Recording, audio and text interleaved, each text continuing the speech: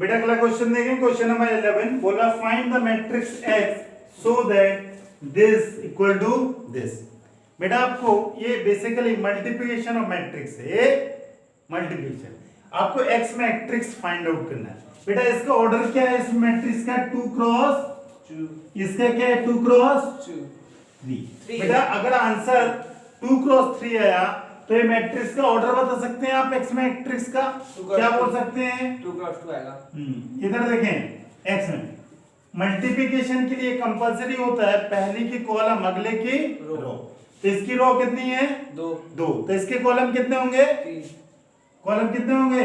2 रो 2 column. अब रो की बात। बेटा जो आंसर आता है इसका होता है पहले मैट्रिक्स की रो अगले की कॉलम, पहले की रो 2 कॉलम 3। तो इसकी रो कितनी हो जाएगी इस मैट्रिक्स X मैट्रिक्स की? 2। तो एक इसका ऑर्डर क्या होगा? 2 क्रॉस 2 का। बेटा ये रो कहां से पता लगेगा? इससे, क्योंकि जो दो मैट्रिक्स का मल्टीप्लिकेशन होता है पहले की रो होती है अगले का कॉलम, तो ये जो रो है ये X का है, ठीक है। और कॉलम किससे पता कर लेते हैं? पहले की कॉलम अगले की रो के बराबर होना चाहिए, तो यहां से ये 2 क्रॉस। आप जनरलाइज फॉर्म में 2 क्रॉस 2 लिख सकते हैं। क्या लिख सकते हैं? ABCD लिख दिया।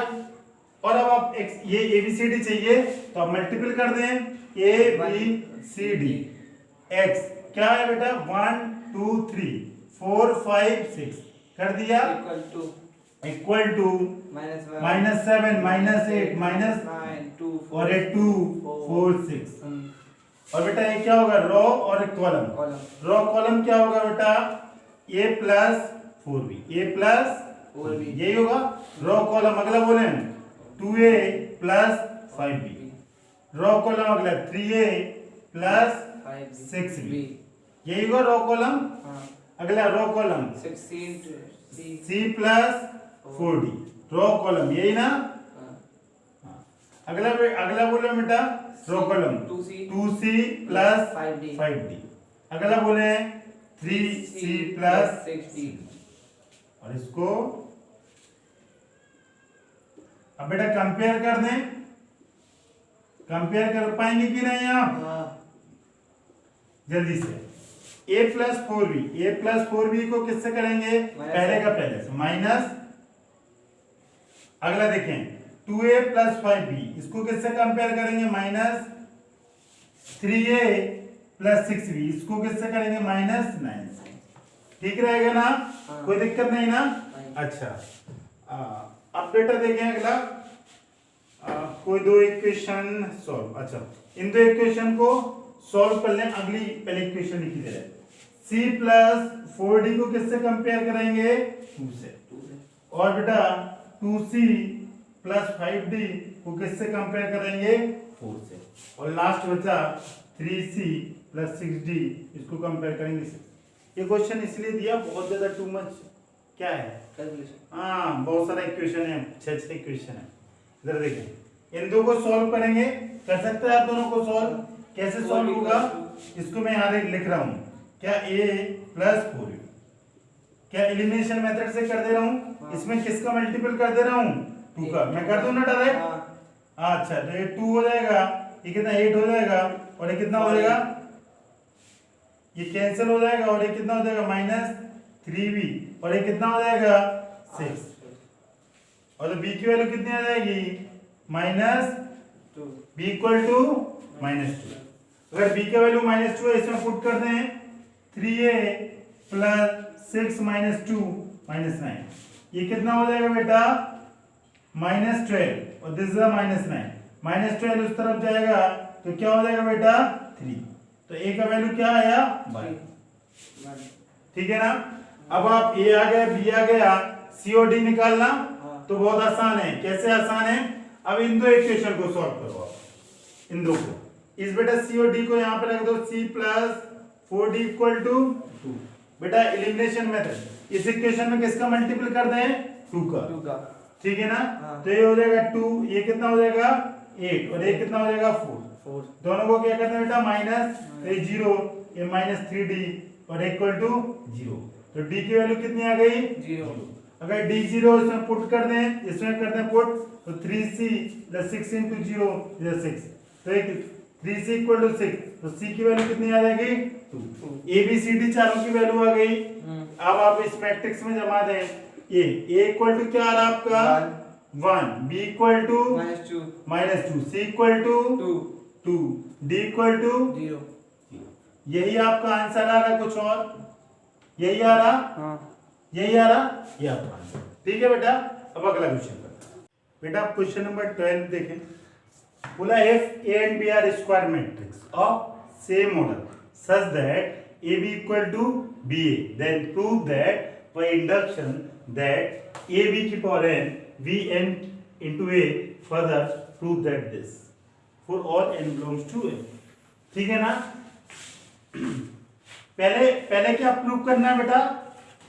पहले then prove that this is the first, और इसके बाद इसका यूज करके आपको दो प्रूव करना है। कोई दिक्कत? ये फर्स्ट प्रूव दैट है और इसी में ये क्या है सेकंड प्रूव दैट। तो इधर देखें, ध्यान से बहुत अच्छे से देखें आप। पहला प्रूफ बेटा मैथमेटिकल इंडक्शन के मैंने बहुत सारा आपको क्वेश्चन कराया कि नहीं?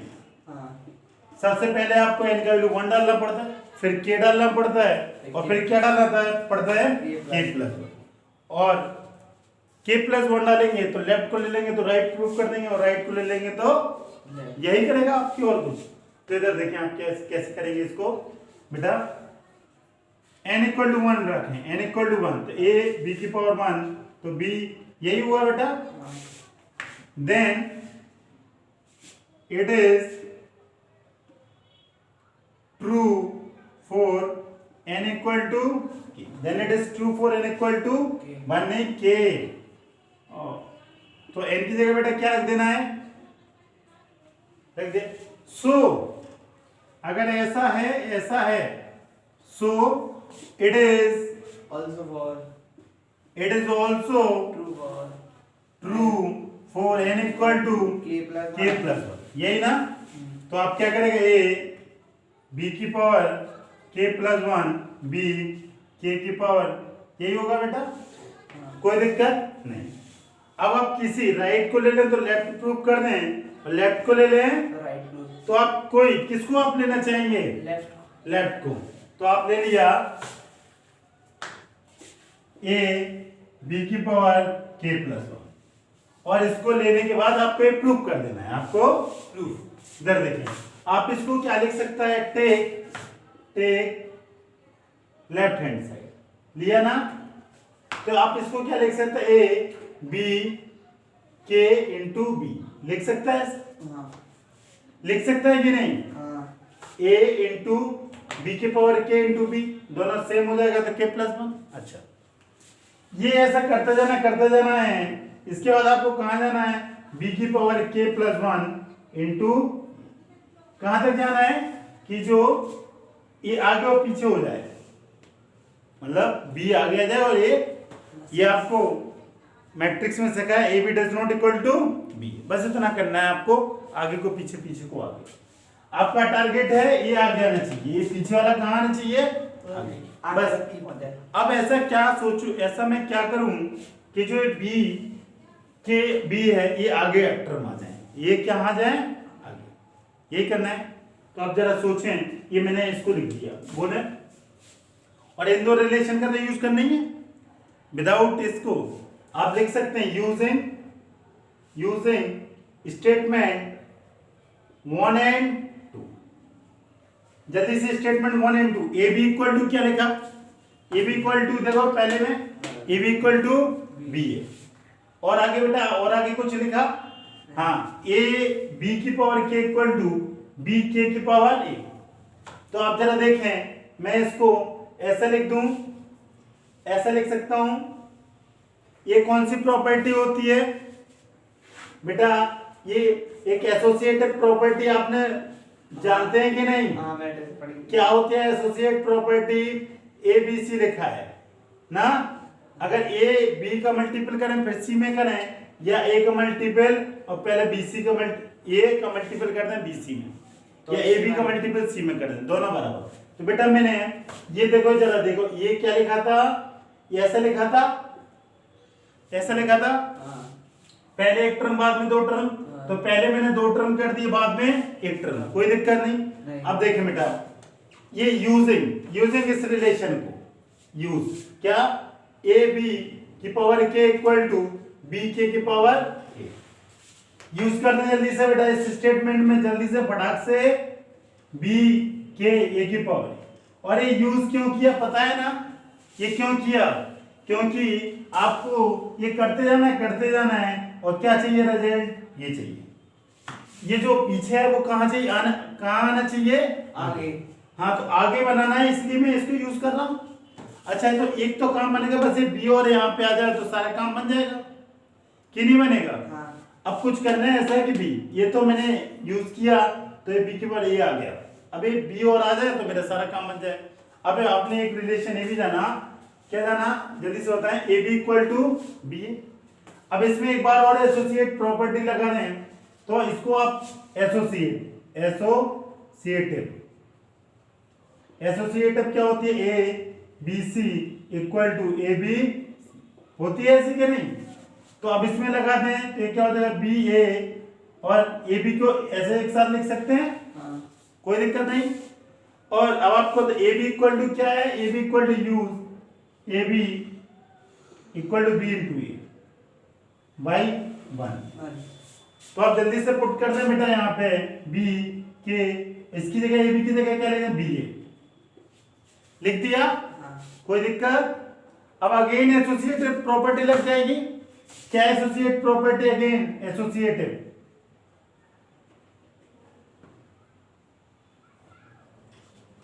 तो ये क्या हो जाएगा बेटा, बी के और बी एक साथ और ए अलग, इन दोनों को पावर क्या हो जाएगी, ऐड। यही चाहिए था का, हाँ यही चाहिए था, यही क्या नहीं, हैंस प्रूव्ड। अच्छा लगा है कि नहीं। लेकिन अगर आप एक दिमाग में ध्यान नहीं करते तो ये सब स्टेप नहीं कर पाता। देखना कितना यूज हुआ, एसोसिएटिव दो बार, ये दोनों रिलेशन और साथ साथ ये मैथमेटिकल इंडक्शन। तो ऐसे क्वेश्चन बहुत इंपॉर्टेंट, एक क्वेश्चन में कई सारा उसने कॉन्सेप्ट पूछ लिए ना, ये वन ऑफ द बेस्ट और very very important, very very important. ये तो होगा पार्ट 1। ये पार्ट 1 क्या, ये बोला है so prove that by induction A B की पावर, तो आपने प्रूव कर दिया। अब आपको फर्दर, अब इसी रिजल्ट का यूज करके आपको ये रिजल्ट प्रूव करना है। देखें तो मैं इसको रब करूं, अब हम अगला प्रूव करेंगे। देखें जरा अगला प्रूव कैसे होगा, इसको देखें बहुत ध्यान से। ठीक है बेटा, तो हम सेकंड पार्ट करते हैं, फर्स्ट पार्ट ऑलरेडी कर दिया। सेकंड पार्ट है प्रूव दैट ए बी की power N equal to A N B N, यही है। हाँ। कोई दिक्कत नहीं है। तो बेटा इसको क्या करेंगे, n इक्वल टू 1, यही बोलता है ना, n इक्वल टू 1 डालेंगे, ठीक है। Then it is true for n equal to k। अगर n इक्वल टू k के लिए ट्रू होगा तो आप इसको क्या लिखेंगे बेटा, जल्दी बोले, जल्दी, ये वाला statement, this is the statement first, और इसको क्या लिखेंगे, सेकेंड लिखेंगे। तो क्या लिखेंगे, ए बी की पावर के और ए के plus B into B K. So it is also true for N equal to K plus, यही ना। तो बेटा आप वैल्यू रख दें, एन की वैल्यू के प्लस 1 रख दिया आपने। देख लें जरा, जहां जहां भी n था वहां मैंने k प्लस 1, ए बी की पावर k प्लस 1, e की पावर k प्लस b की पावर k प्लस 1। अब बेटा इसके बाद या तो लेफ्ट को ले लें, राइट को प्रूव कर दें, या राइट को ले लें, लेफ्ट को। कौन सा लेंगे, take left hand side. Left hand side क्या है बेटा, ए बी की पावर क्या है, k प्लस 1, यही है। तो बेटा इसको आप कैसे लिख सकते हैं, इसको आप ए बी की पावर के और ए बी की पावर 1 लिख सकते हैं। अब जरा देखें, ए बी की पावर के और ए बी, अब यूजिंग स्टेटमेंट 1 एंड 2, कौन से स्टेटमेंट? ये फर्स्ट और सेकंड है, 1 2, ये क्या रहेगा? फर्स्ट और सेकंड। फर्स्ट और सेकंड है तो इसको यूज करके आपको इसका वैल्यू किसके इसके इक्वल प्रूव कर देना है, मतलब इसको इसके इक्वल प्रूव कर देना है। इधर देखिए, तो बेटा पहला स्टेटमेंट क्या बोला? ए बी इक्वल टू ए, इसमें तो सेम है। पहला स्टेटमेंट क्या यूज करना है? A B equal to A B. दूसरा है ए बी की पावर के इक्वल टू ए के और बी के। ये स्टेटमेंट थोड़ा यूजफुल है, तो देखें। तो आप लेकिन बेटा आपको करते जाना है, ये फोकस रखना है। इससे आपको चाहिए क्या? ए की पावर के प्लस 1 और बी की पावर के प्लस, यही चाहिए, यही चाहिए, ए की पावर के प्लस 1 और बी की पावर। और कहां से? यहां से चाहिए, यहां से, तो यहां से। ये तो सिंप्लीफाई कर दिया, चाहे इसको बोले चाहे इसको, ठीक। लेकिन आपको लिखा क्या है बेटा यहाँ पे? ये तो पावर आना चाहिए के प्लस 1 और यहाँ ए बी की पावर। अब आपको ऐसा करना है, इसको दोनों के यूज करके देखें बहुत केयरफुल तरीके से। आप कौन सा स्टेटमेंट? आप स्टेटमेंट नंबर 2 यूज करें जरा। स्टेटमेंट 2 क्या बोलता है बेटा? देखें, ए बी की पावर के इक्वल टू क्या होता है बेटा? ए के और बी के होता है, देखो। और इसकी जगह मैंने क्या रख दिया? यही। अब अगला क्या बचा बेटा? अगला देखें, अगला बोले, अगला ए बी की पावर 1, ए बी की पावर 1। तो ए बी की पावर 1 है, आप इसको सेपरेट भी लिख सकते हैं, ए बी, यही है, उससे ज्यादा कोई अंतर पड़ने वाला नहीं है, ठीक है। सेम बने, ऐसे ही छोड़ दें। अब देखें, अब आपको क्या चाहिए? ए की पावर के प्लस 1 और बी की पावर के प्लस 1। और भी कुछ यूज हो सकता है, जरा देखें। अब ये इधर देखें, देन फर्दर प्रूव दैट। अब पहला जो रिलेशन था उसका भी यूज करना है आपको। पहला रिलेशन है उसका भी आपको क्या करना है बेटा? यूज। इधर देखें, ये रिलेशन क्या बोलता है? यूज फर्स्ट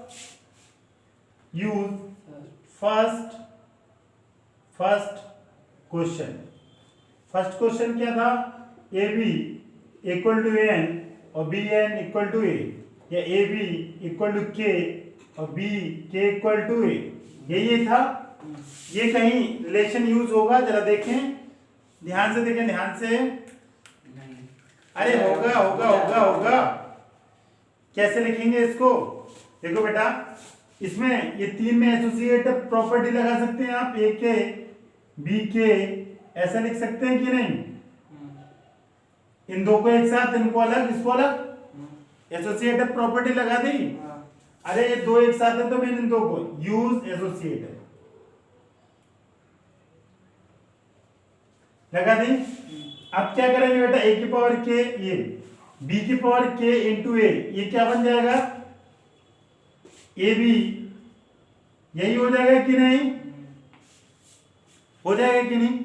अब एक बार और use associate, use again associative property क्या होती है? एबीसी लिखा, चाहे आप ए को अलग लिखे बीसी को ब्रैकेट में, या ए बी को ब्रैकेट में सी को अलग, दोनों से चीजें बराबर। तो अब आप ये ब्रैकेट किस में लगा दें बेटा? जल्दी बोले। इसमें लग सकता है। ये 3 टर्म है, इन दो में मैंने लगा दिया, इसको सेपरेट लिख दिया। तो इससे रिलेशन क्या आया बेटा? जल्दी से बताएं। आ गया यही? दोनों बेस सेम, तो पावर क्या हो जाएंगी? हेंस यही जरूरत थी। आ गया? बहुत अच्छा लगा। तो देखा है कितना इंपॉर्टेंट, 2 बार एसोसिएटिव प्रॉपर्टी, फर्स्ट रिलेशन, और ये स्टेटमेंट 1 और 2 का यूज करके देना है। ठीक है, आसान नहीं है बेटा, सिस्टमेटिक समझेंगे तभी चीजें आसान होंगी। ठीक है, बहुत very important question, very important for you. समझ में आया? ओके, ठीक है बेटा, अगला क्वेश्चन देखें। If A equal to a matrix is such that A square equal to identity matrix, then ये 4 ऑप्शन है, 4 ऑप्शन में से आपको कोई एक ऑप्शन बताना है। ठीक है ना? तो ऑप्शन को आप स्किप करें, आप तो सिर्फ इस क्वेश्चन को सॉल्व करें। क्वेश्चन देखो कैसे सॉल्व करेंगे। आपको ये है such that A square equal to I, A square क्या होगा? ए इंटू ए,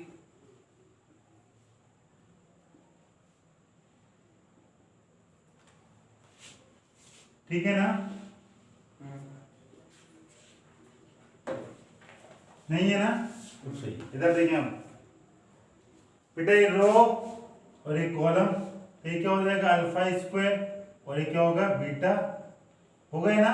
अगला रो इनटू अल्फा बीटा और ये क्या हो जाएगा अल्फा का मल्टीपल बीटा में, बीटा का यही होगा बेटा। अगला अगली रो अगला कॉलम गामा अल्फा और अल्फा गामा और अगला बीटा गामा और क्या हो जाएगा minus minus plus alpha square, यही होगा कुछ और यही। अच्छा, और इसको कंपेयर करा दें बेटा, ये तो जीरो ये भी जीरो, तो आपको बेसिकली क्या कराना है alpha square beta gamma equal to 1, equality of matrix, और इसको इससे कंपेयर कर दिया। हाँ, कोई दिक्कत नहीं। अब आपको ये रिलेशन सेटिस्फाई कराना है कि ये रिलेशन क्या आना चाहिए, आपका आना चाहिए ना। अब ये रिलेशन कैसे आए जरा ये देखें। आप इसको क्या लिख सकते हैं alpha square plus beta gamma minus 1 equal to 0। इसको आप क्या लिख सकते हैं अल्फा स्क्वायर, आगे पीछे लिख दूं, दोनों एक ही चीज है। अच्छा, इसमें से कौन सा ऑप्शन है आपका alpha square beta gamma minus 1, कौन सा ऑप्शन है? बीटा गामा प्लस है, ऊपर माइनस। माइनस नहीं दिख रहा है, दिख रहा है। अगर एक ऑप्शन नहीं दिख रहा है तो माइनस का मल्टीपल कर दो तो दोनों तरफ माइनस में, तो ये क्या हो जाएगा माइनस अल्फा, ये हो जाएगा। अब देखें आपको ही दिख रहा है minus alpha square minus beta plus gamma, ये दिख रहा है ना, तो ऑप्शन सी दिख रहा है। देखो ये दोनों माइनस में 1 पॉजिटिव में, तो कौन सा ऑप्शन होगा बेटा, ऑप्शन सी। कोई दिक्कत? ठीक है, हो गया ना। अब देख अगला क्वेश्चन देखें।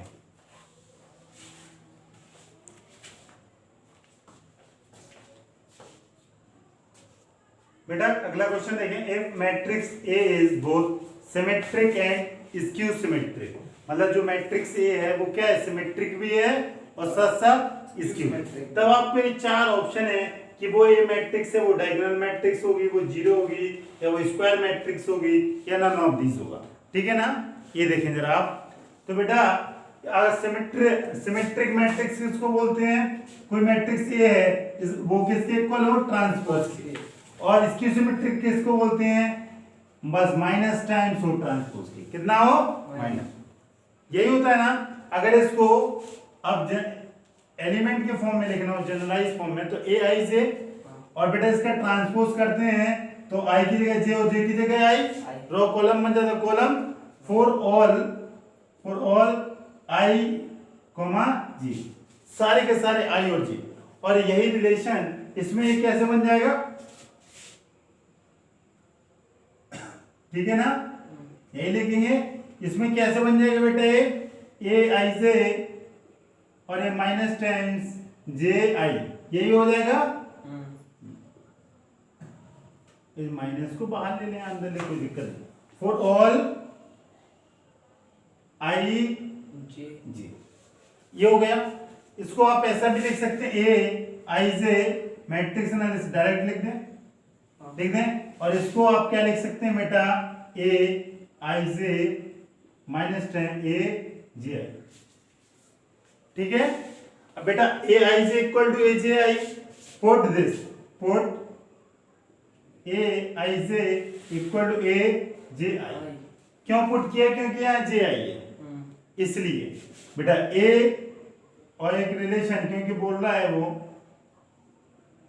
बेटा ये दोनों इस तरफ आ जाएगा तो क्या होगा, 2ji इक्वल टू 0 होगा।